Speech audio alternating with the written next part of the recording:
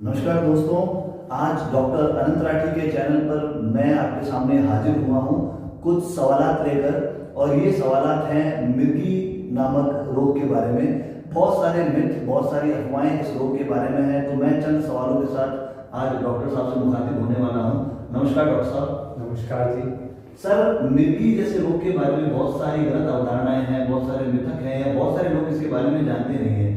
तो कुछ ऐसे सवाल रहेंगे कि मैं चाहूंगा कि आप मेरे उन सवालों का जवाब दें, ताकि मेरी जिज्ञासा तो शांत हो ही हो, दर्शकों की जिज्ञासा भी जरूर शांत हो। जी जरूर। तो सर, सबसे पहले मैं आपसे जो सवाल पूछना चाहता हूँ वो ये है कि वाकई में मिर्गी क्या कोई रोग है, या ये कोई ऊपरी हवा है, या भूत प्रेत का साया है, या ऐसा कुछ है? बिल्कुल। देखिए दोस्तों, मिर्गी वास्तव में एक रोग है जो हमारे दिमाग के तंत्रिका तंतु, जो हमारे दिमाग की कोशिकाएं हैं, उससे संबंधित है।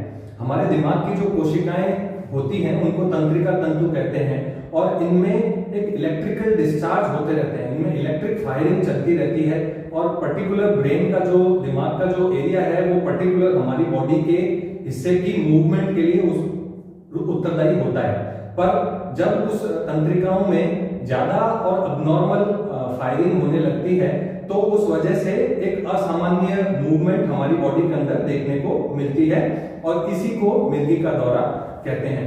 पर दुर्भाग्य की बात यह है दोस्तों कि हमारे देश में अभी भी बहुत से हिस्से ऐसे हैं जहां इसे कोई ऊपरी हवा या कोई दोष या इस तरह की बातें से जोड़ा जाता है, और इसका इलाज डॉक्टर से न करवा करके और धार्मिक स्थल या भूतों के चक्कर में लोग अभी भी रहते हैं। सर, बहुत अच्छा बताया आपने। सर, अगला सवाल जो मेरा है वो ये है कि सर, आमतौर पर लोगों को जो दौरे आते हैं उसमें और मिर्गी में दोनों में क्या फर्क है? जी, एक्चुअल में जो दौरा होता है वो एक सिंगल एपिसोड, एक बार मिर्गी अगर किसी को आए तो उसे दौरा कहते हैं। इसके कई कारण हो सकते हैं, जैसे अगर किसी को शरीर में सोडियम की कमी हो जाए, जैसे हाइपोनेट्रीमिया कहते हैं, तो मिर्गी का दौरा आ सकता है। या अगर कोई शराबी हो, बहुत ज्यादा शराब लेता हो, या बहुत ज्यादा नींद की गोलियां लेता हो, और एक दिन या 2 दिन अचानक से उसको नशा ना मिले तो भी मिर्गी का दौरा आ जाता है। या ज्यादातर बच्चों में तेज बुखार होने पे भी मिर्गी का दौरा आ जाता है। तो एक बार अगर ऐसा एपिसोड होता है तो उसे दौरा कहते हैं। लेकिन अगर ये दौरा बार बार आए, लगातार कई दिनों तक आता रहे, तो फिर उसे हम जो है मिर्गी का रोग या एपिलेप्सी कहते हैं। बहुत अच्छा सर, ये जाना हमने कि दोनों में क्या फर्क है। अब सर, थोड़ा सा और अंदर घुसकर अगर मैं पूछना चाहूँ तो मुझे लक्षणों के बारे में जानना है कि मिर्गी के लक्षण क्या क्या है? जी, देखिए, मिर्गी के कई प्रकार की मिर्गी होती है, लेकिन जो सबसे कॉमन मिर्गी का दौरा होता है उसके हम हमारी मेडिकल की भाषा में generalized tonic clonic seizure, GTCS जिसकी शॉर्ट फॉर्म है, आप कई पर्ची पे आपको डॉक्टर की पर्ची पे देखने को मिल जाएगी, वह कहते हैं। इस प्रकार के दौरे में 4 अवस्थाएं होती है। सबसे पहले अगर जब किसी व्यक्ति को ये दौरा आता है तो पहली अवस्था होती है कि वह व्यक्ति बेहोश हो जाता है। तो अगर व्यक्ति खड़ा है तो जैसे ही वो बेहोश होगा तो वो धड़ाम से नीचे गिर जाता है, या कहीं बैठा है तो बैठे बैठे ही नीचे गिर जाता है। तो पहली अवस्था जो होती है वो बेहोशी की अवस्था होती है। और जो दूसरी अवस्था होती है उसे हम टोनिक फेज कहते हैं, जिसके अंदर पूरी शरीर में अकड़न होती है। वो व्यक्ति का शरीर पूरा यूं अकड़ जाता है, अंगुलियां टेढ़ी हो जाती है, शरीर अकड़ जाता है।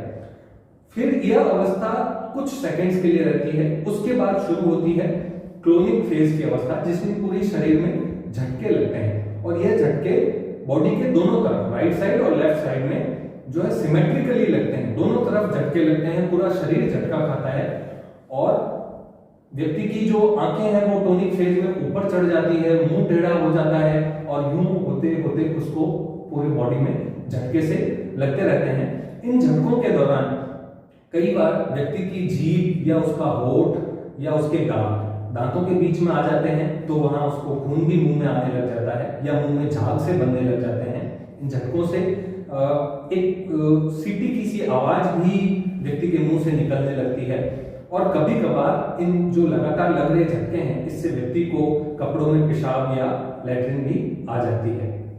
फिर जो चौथी अवस्था होती है वो होती है कंफ्यूजन की अवस्था। ये झटके और ये जो स्पाज्म है, बॉडी अकड़ती है, यह आमतौर पर 1 से 3 मिनट के लिए होता है। उसके बाद व्यक्ति थोड़ी देर बेहोश रहता है, 5 मिनट से 15 मिनट तक, और जब वह उठता है, होश में आता है, तो वह कंफ्यूज्ड सा रहता है, यानी गफलत की अवस्था में रहता है। उसे समझ नहीं आता कि उसके साथ क्या हुआ है। वह भूल जाता है कि शायद मुझे कोई दौरा आया। उसे बिल्कुल भी इस चीज की याददाश्त नहीं रहती है, क्योंकि दौरा शुरू होते ही वह बेहोश हो गया था, तो उसे याद नहीं रहता। और वह इधर उधर ऐसे देखता है, जाने वो कौन सी जगह आ गया है, यहाँ पे कौन खड़े हैं। एक कंफ्यूज सा व्यवहार उसका होता है। थोड़ी देर के लिए ऐसा कंफ्यूजन की अवस्था रहती है, और उसके बाद वह धीरे धीरे वापस रिजॉल्व होकर नॉर्मल अवस्था में आ जाता है। तो मूल रूप से 4 लक्षण हमने समझे आपसे मिर्गी के बारे में। तो सर, अगर हम इसका डायग्नोसिस में जाएं, इसके निदान में जाएं, तो हम किस तरह से इसका डायग्नोसिस कर पाएंगे? जी बिल्कुल। जो मिर्गी के दौरे को सबसे जरूरी है उसका सही डायग्नोसिस होना। हमें पता होना कि ये वास्तव में मिर्गी के दौरे हैं या कुछ और प्रॉब्लम है। बहुत सी ऐसी बीमारियां दूसरी भी होती हैं जिनमें शरीर में अकड़न आती है, या फिर झटके लगते हैं, या फिर बेहोशी आती है। इस बारे में हम एक और वीडियो में आगे चर्चा कर सकेंगे कि कौन कौन सी ऐसी बीमारियां हैं जो मिर्गी के दौरे जैसे लक्षण लगती है, और उनमें हम कैसे अंतर कर सकते हैं।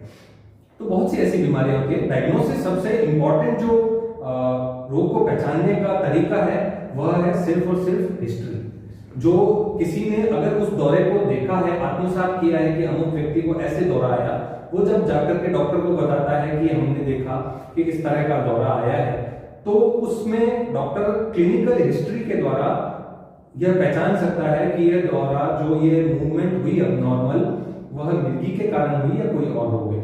अगर हमारे पास कोई वीडियो रिकॉर्ड करने वाला मोबाइल हो, तो ऐसी स्थिति में हमें व्यक्ति का वीडियो रिकॉर्ड कर लेना चाहिए, ताकि वह वीडियो दिखाकर हम उस डॉक्टर को भी बता सकते हैं कि देखिए डॉक्टर साहब, इस तरह से इसके शरीर में हलचल हो रही थी। तो वह डॉक्टर के लिए और आसानी हो जाएगी उससे कि वास्तव में दौरा मिर्गी का था या क्या था। तो सबसे इंपॉर्टेंट फैक्टर जो होता है वह होता है क्लिनिकल हिस्ट्री से हमें पता लगना। इसके अलावा कुछ टेस्ट होते हैं जिसके द्वारा हम पता कर सकते हैं कि दौरा मिर्गी का था या नहीं, जिसमें 2 इंपॉर्टेंट और कॉमनली जो किए जाते हैं वो टेस्ट होता है, एक तो सिर की एमआरआई करवाते हैं, और एक ईईजी इलेक्ट्रोएन्सेफेलोग्राम, जो ब्रेन की इलेक्ट्रिकल एक्टिविटी रिकॉर्ड करता है। जैसे ईसीजी हमारे हार्ट की इलेक्ट्रिकल एक्टिविटी रिकॉर्ड करता है, वैसे ईईजी हमारे ब्रेन की इलेक्ट्रिकल एक्टिविटी रिकॉर्ड करता है, और उससे हमें पता चल सकता है कि क्या कोई अबनॉर्मल डिस्चार्ज ब्रेन के अंदर हो रहा है।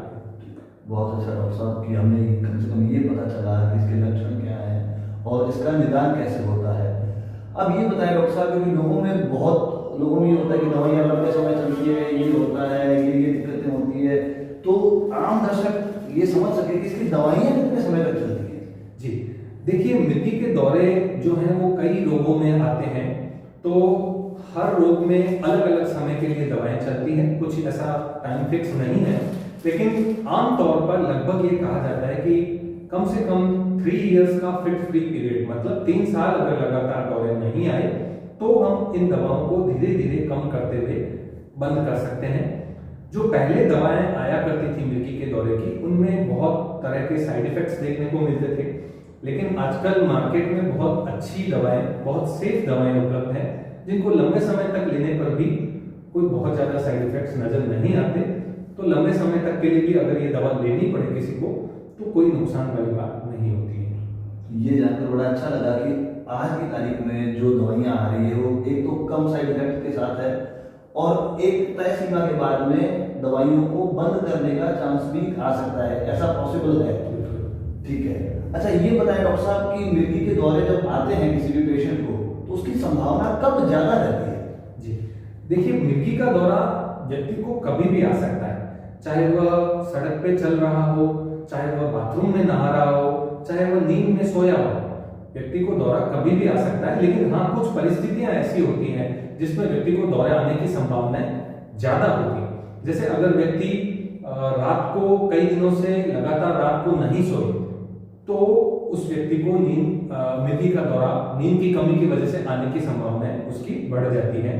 या फिर जैसे किसी व्यक्ति के मिर्गी की दवाएं चल रही हो और उसने डोज मिस कर दी हो, कोई डोज भूल गया हो, या जानबूझ के उसने दवा बंद कर दी हो, तो ऐसी स्थिति में मिर्गी का दौरा आने की संभावनाएं बढ़ जाती हैं। या कोई व्यक्ति नशा करता है, तो या तो अत्यधिक मात्रा में उसका सेवन करे, या बहुत अत्यधिक सेवन कर रहा हो और अचानक से छोड़ दे, तो ऐसी स्थिति में भी मिर्गी का दौरा आने की संभावनाएं बढ़ जाती है। और बच्चों में खास तौर पे अगर उन्हें बुखार हो, तेज बुखार हो, तो उन्हें मिर्गी का दौरा आने की संभावना काफी ज्यादा होती है। ठीक है डॉक्टर साहब। अच्छा, आप ये बताएं कि मान लो किसी पेशेंट को दौरा आ गया, तो दौरा आने के तुरंत बाद में क्या उस पेशेंट को हमें हॉस्पिटल लेकर जाना चाहिए? जी हाँ, ये एक बड़ी भयानक सी स्थिति होती है। किसी को मिर्गी का दौरा आ जाए तो वह जमीन पे गिर जाता है, शरीर कांपता है और आसपास बहुत लोग इकट्ठे हो जाते हैं, सब डर जाते हैं जाने क्या हुआ है, और कोई ना कोई कह देता है कि इसको डॉक्टर के पास ले जाओ, एम्बुलेंस बुला लो, इस तरह की आवाजें भी आने लगती हैं। दोस्तों, अगर जो आमतौर पे मिर्गी का दौरा होता है वह 1 से 3 मिनट के लिए उसकी बॉडी में, शरीर में मूवमेंट्स होती हैं। अगर व्यक्ति को दौरा 1 से 3 मिनट के अंदर अंदर आकर के उसकी बॉडी शिथिल पड़ जाती है, उसके झटके लगने बंद हो जाते हैं और वह बेहोश रहता है, फिर थोड़ी देर कंफ्यूज होकर के उठ जाता है, तो ऐसी स्थिति में तुरंत हॉस्पिटल भागने की कोई जरूरत नहीं होती है। लेकिन हाँ, अगर दौरा लंबा चले, जैसे 5 मिनट हो गए, लगातार उसको शरीर झटके खाए ही जा रहा है, झटके खाना रुक नहीं रहा है, या फिर 2 मिनट का गैप हुआ फिर वापस झटके लगने लगे, फिर 1 मिनट का गैप हुआ फिर झटके लगने लगे, मतलब बार बार ये दौरा आ रहा है, तो ऐसी स्थिति में व्यक्ति को तुरंत से तुरंत इमरजेंसी विभाग में ले जाना चाहिए। धन्यवाद डॉक्टर साहब, आपने बताई हमें बहुत सारी कॉन्सिक्वेंसेस बताई कि लक्षण क्या होता है, दवाई कितने समय तक चल सकती है, पेशेंट को हॉस्पिटल कब ले जाना चाहिए या नहीं लेके जाना चाहिए, और मिर्गी में या आम दौरे में क्या फर्क होता है। तो ये एक कुछ ऐसे आम सवाल थे जो हमेशा मेरे दिमाग में स्ट्राइक करते थे, और मुझे ऐसा लगता है कि आम लोगों के दिमाग में भी स्ट्राइक करते थे। तो धन्यवाद आपका कि आपने हमें इस बारे में विस्तृत जानकारी दी। और मैं चाहूँगा डॉक्टर साहब आपका एक अगला वीडियो आए इसी वीडियो के साथ में, जिसमें मिर्गी का पेशेंट क्या सावधानियां रखें या उसके आसपास के लोग दौरा आने पर क्या सावधानियां रखें, इस बाबत भी हम एक वीडियो बनाएं। बिल्कुल बिल्कुल, जरूर बनाएं। आज के लिए इतना ही, धन्यवाद। वंदे मातरम।